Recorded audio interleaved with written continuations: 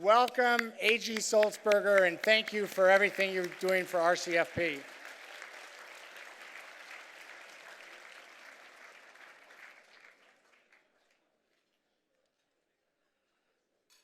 Thanks, Bruce, for the introduction. I'm glad you didn't go with, you sort of did go with an athletic theme there in the end.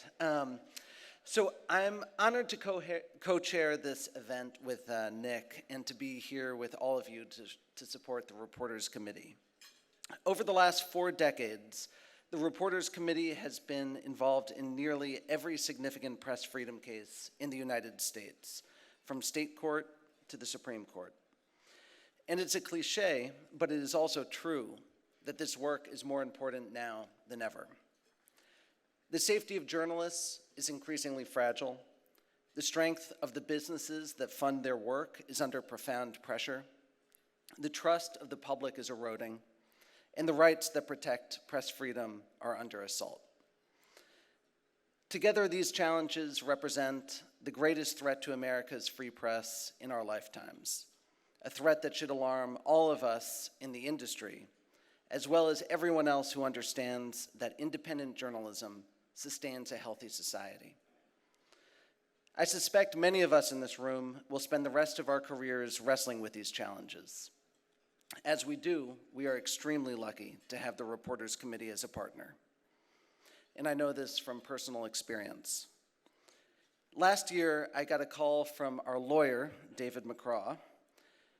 And David is a nice guy, and he's one of the funnier guys in the business, actually. But it is rarely good news when I see his name pop up on my phone. And this call was a doozy. David informed me that thanks to his diligent efforts, he had won me a place alongside him under a federal gag order. And that meant that he could now tell me what I could now not tell anyone else, that the Justice Department was secretly trying to seize the email records of 4 New York Times reporters. It was an effort that began in the waning days of the Trump administration. The Justice Department had been hunting for sources leaking classified information deemed unflattering to the president. By the time I was brought in, the DOJ had already obtained months of our reporters' phone logs in defiance of their own guidelines. They had also secretly pursued and obtained records from reporters at CNN and the Washington Post.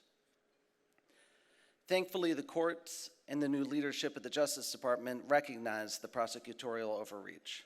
The investigation was halted, the gag order was lifted, and the First Amendment held.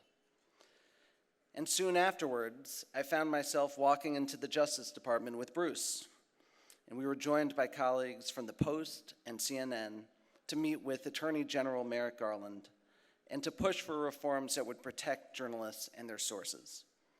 To his credit, the Attorney General listened openly and pledged to act.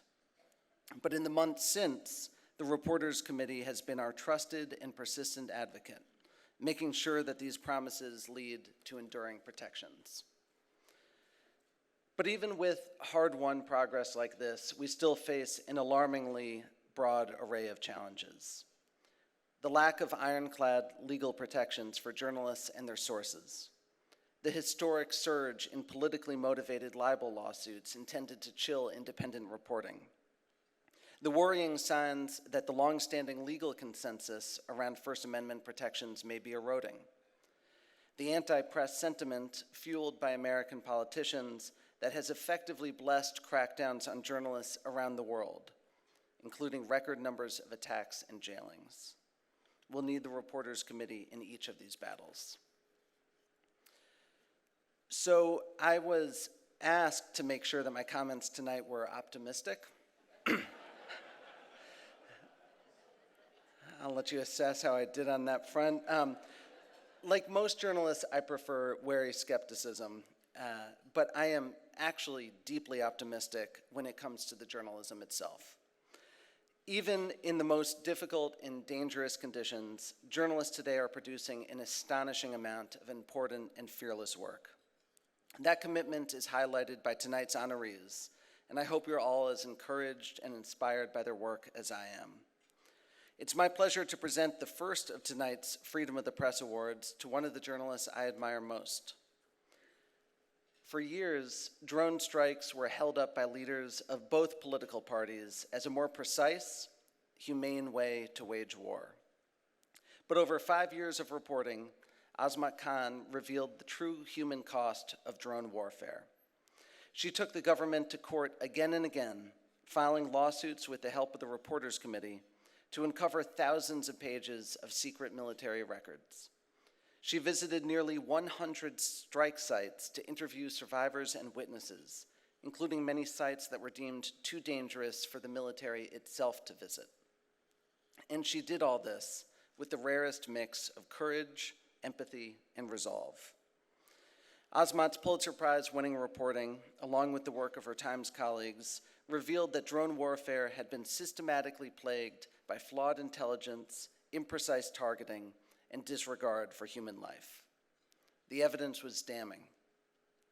And though it's still early, reform appears to be happening. The Pentagon has already released a detailed plan for overhauling its rules of war and protecting civilians. And it also released something else just as remarkable, a statement unlike anything I've ever seen from the subject of a hard-hitting investigation. And I'm going to read it because it testifies to the impact a great journalist like Azmat can have. It made us ask ourselves some new and difficult questions of our own, even as it forced us to answer their difficult questions. I cannot say the process was pleasant, but I guess that's the whole point. It's not supposed to be. That's what a free press does at its very best. It holds us to account and makes us think, even as it informs. It changes our mind.